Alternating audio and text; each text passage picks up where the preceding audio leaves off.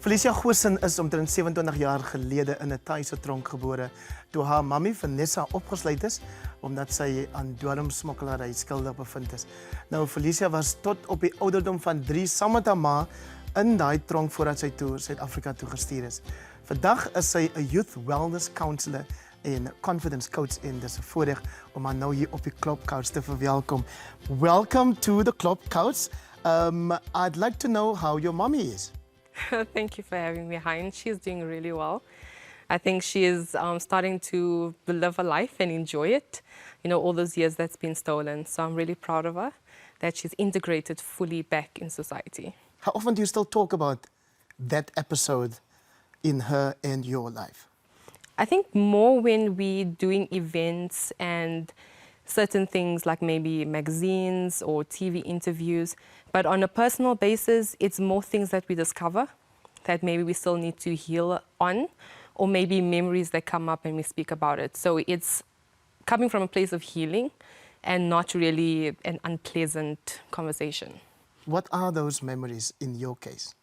In my case, I think it's more of the time when we were separated, because she does not know a lot about my life when I was younger. So there's a lot of things that might pop up.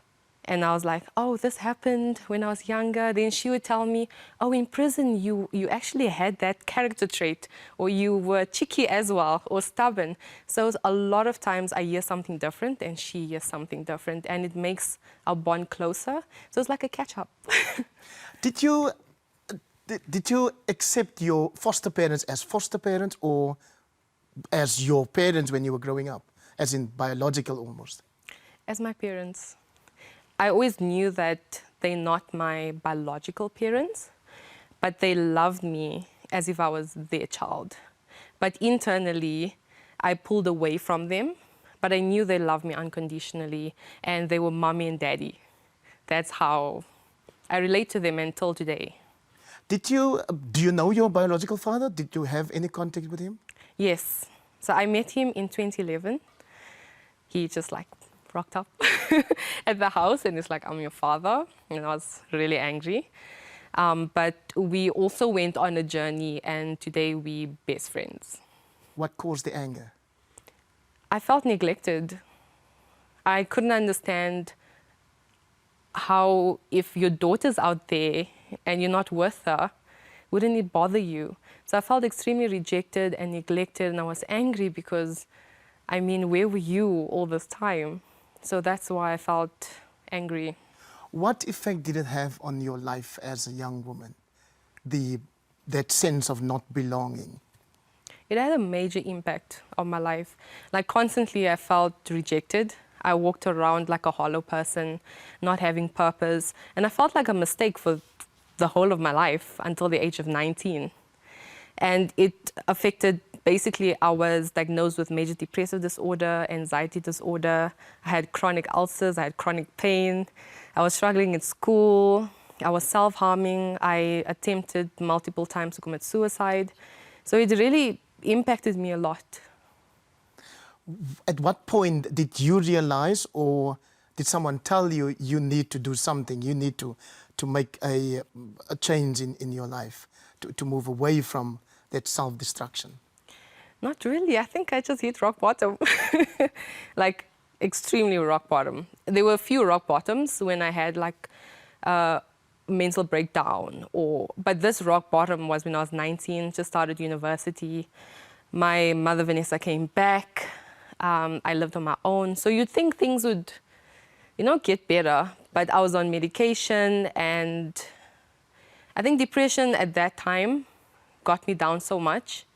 And then I had memories of when I was 3 years old. So a lot of my life was blocked out at the beginning. So all of a sudden, at 19, the memories came. And I couldn't handle the feeling of that 3-year-old. And it just took me right back. I wasn't sleeping, I wasn't eating, I wasn't bathing. I just basically gave up. And I said to myself, if this suicide attempt doesn't work, then I do not know. Did you ever blame your mother? Yes, mostly for not being there. But also I knew that it's unfair to blame her. But what I did blame her for was she promised me at the age of 3 that she'll come home soon. And soon turned out to be 16 and a half years. Yeah. And I couldn't get rid of that anger. Now, as a young adult, you working as a youth wellness counselor and a confidence coach. What made you decide to take up that role? Probably as a young person, I was suffering in silence. I was crying inside and shouting, but no one could hear me. But that's also because I didn't speak about it. I didn't reach out. I felt that no one would understand me. I felt that if people knew, they would feel so sorry for me. They won't treat me the same. And I felt like I don't deserve happiness. And I realized that because of all the labels put on me, born in a Thai prison, you know, it was constantly everywhere. And then labeled as a bully, labeled as, you know, alcoholic, or just all these labels, foster kid. And I didn't know who I was. So many young people today need that trusted person to speak to. And I feel like I can be that stop road where they can just stop and find who they are. And they can have someone to talk to, heal from whatever it is that they need to. So the rest of their life, they can live in wholeness. They can live in everything that they are created to be. Is there one particular skill or principle that you try to instill in the young people that you work with? Yes, especially you are not a mistake, and that you are loved, and that you are important, and you deserve happiness. You deserve to be whole, and healing is possible, and speaking is not going to cripple you, or it's not weakness. So that's what I get out to them, because I believe once you know who you are, once you've healed from the things that you need to heal from, you're able to make choices that will benefit yourself. But if you reject yourself, if you dislike yourself, if you hate yourself, your decisions won't be for the best to basically build you or improve your life. It will be mostly to continuously harm you. What makes you get up in the morning? What makes me get up in the morning? Wow, that's a question. Because we see a confident, beautiful, smiling young woman here with the past that you have. So something must drive you. It's probably the life that I've been given. I've been given a second chance. Beautiful. Thank you so much.